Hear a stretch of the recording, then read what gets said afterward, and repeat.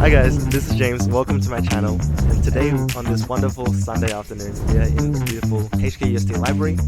I'm joined by a very special guest today, Aaron Wang. He is a alumni at HKUST. Actually, he did the dual degree program just like myself, but unlike myself, he has graduated with 4 majors, 2 minors, and has currently been working in the US as a software engineer for the past 2 years. So pretty intense resume. I'll let him do a brief self-introduction to get this video started. Thanks, James. Hi everyone, my name is Aaron. I graduated from HKUST in 2022, so about 2 years ago now. I was in the dual degree program just like James, and apart from that, I also added a couple majors on top of that. So I was a CSGBM, and then I also added on math and data science as additional majors. And right now I am a software engineer working in New York. So after graduating 2 years ago, I moved to New York City and I've been there since. As you said, Aaron, legendary jeweler, known for 4 majors and 2 minors, pretty insane. I just wanted to ask, what made you choose this sort of intense curriculum, and what was your overall experience in taking so many courses at university? Yeah, so my story is a bit interesting. So when I came to UST, I was in the School of Engineering. So at the time, I was pretty dead set on studying computer science and math. Those were my strong interests in high school. And when I came to UST, I was like, all right, I'm going to do COSC and math, which is the double major program in the computer science department. And it was only in year 2 when I applied for my major selection where I learned about the dual degree program. After a few semesters, I started to really see a lot of the perks that the dual degree program had, but I still at the same time had a strong interest in math, which is why I added on math as an additional major. You know, I was going to come here for university for 4 years, and I had a pretty reasonable study plan at the time to be able to do that. In my 4th year, I was debating if I should just graduate then, or if I should apply for more internships and whatnot. And I landed a really good internship in year 4 summer, which made me decide, I should stay another year just to be able to take the full-time offer the year after. And at that point in time, I had mostly finished all my courses, so I just added on data science after that. How was the overall workload? Because even for dual degree students, doing 2 majors is considerably harder than doing 1. And for you, you're doing so much extra more in the same amount of time, essentially. For me, I feel like I could handle a lot of credits. So for me, 24, 25 was a comfortable amount.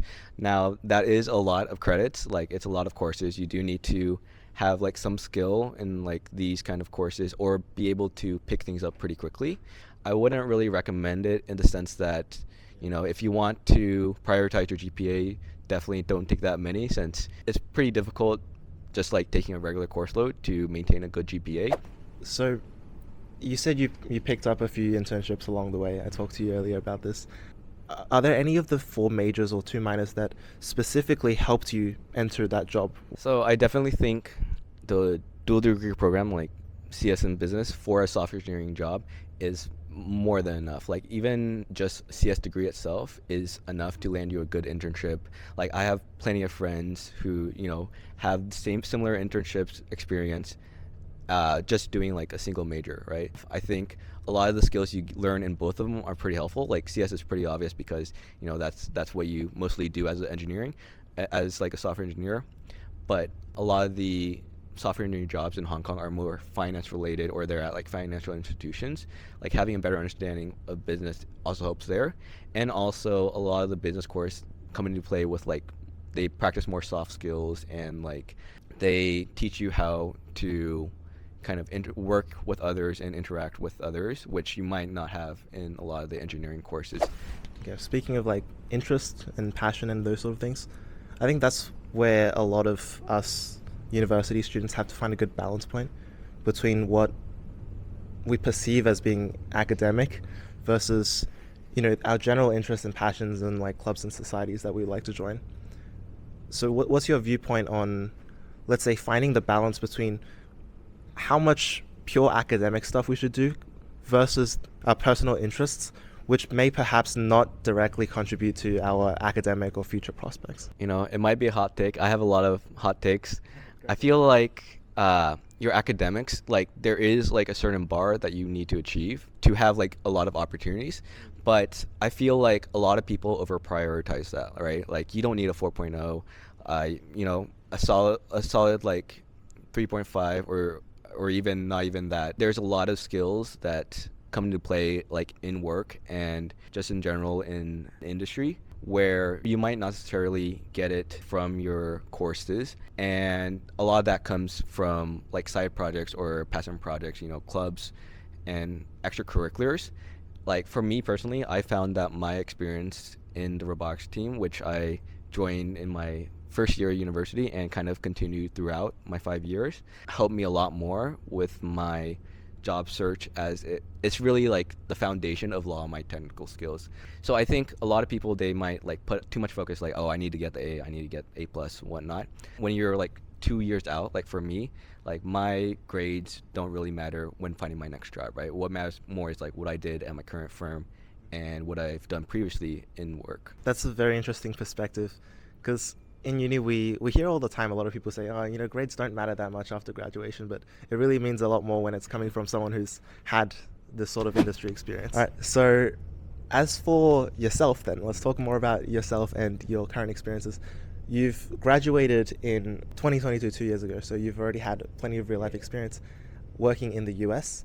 Actually, a lot of people in Hong Kong are thinking of working in the US in the future. So what are your thoughts on that? What made you go to the US, and how was your current work-life experience? Yeah, so I kind of landed in the US by chance. So originally, my internship in year 4 was slated, like I was supposed to return to the Hong Kong office after that.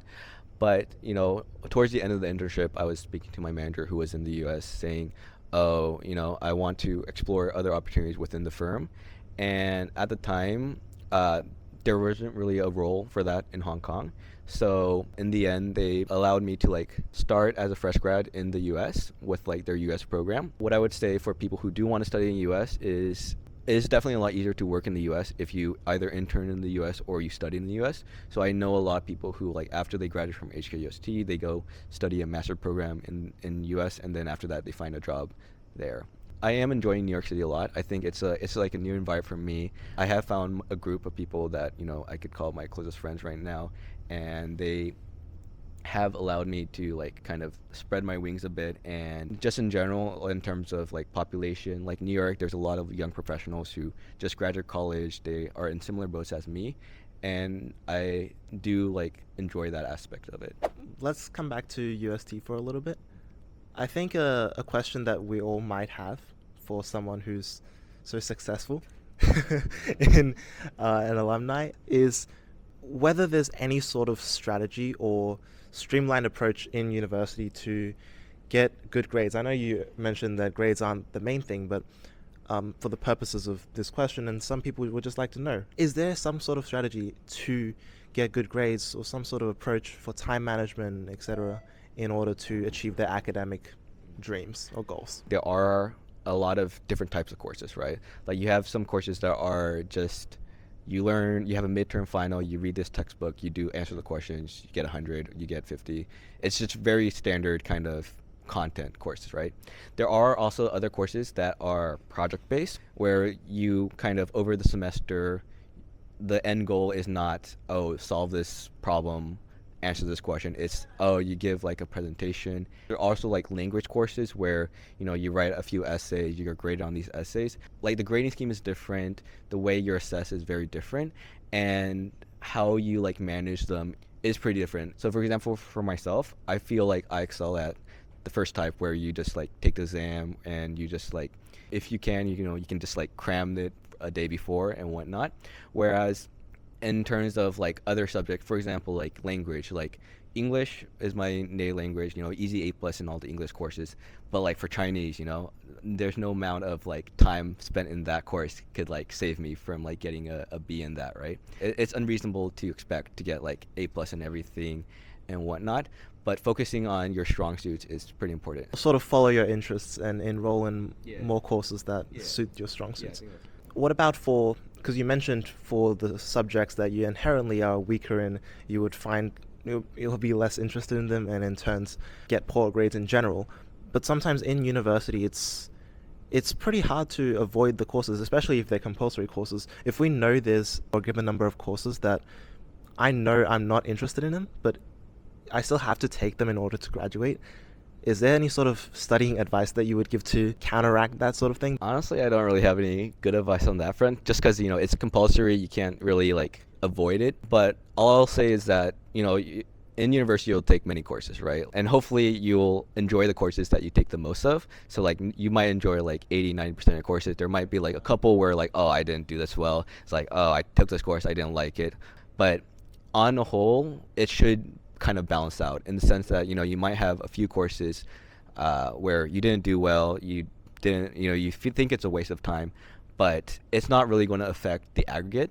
There's no point in fighting for a 4.3 every semester, and on average I'm pretty confident in my ability. I know I can do well in the future. It's not worth spending too much time and effort and thought in trying to optimize for every single course.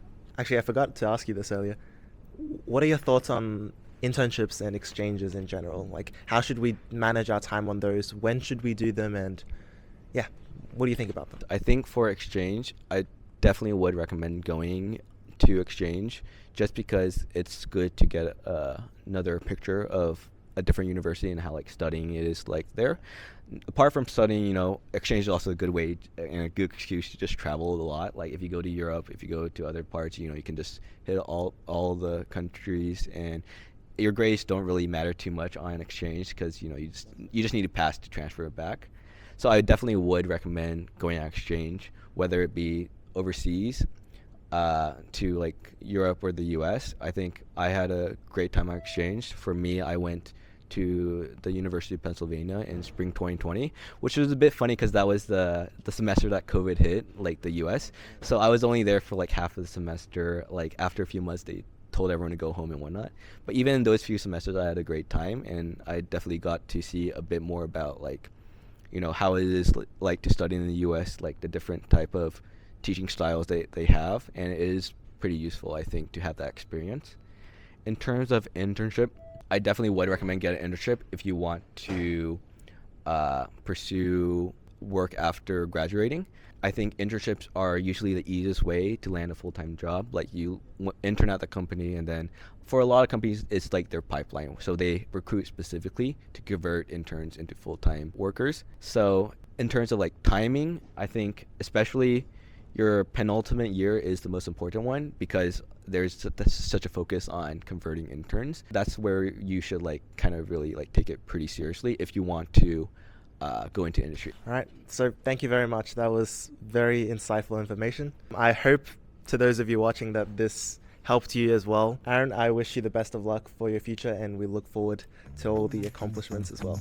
Good luck, everyone, and enjoy your time, and all the best. We'll wrap it up there then. See ya.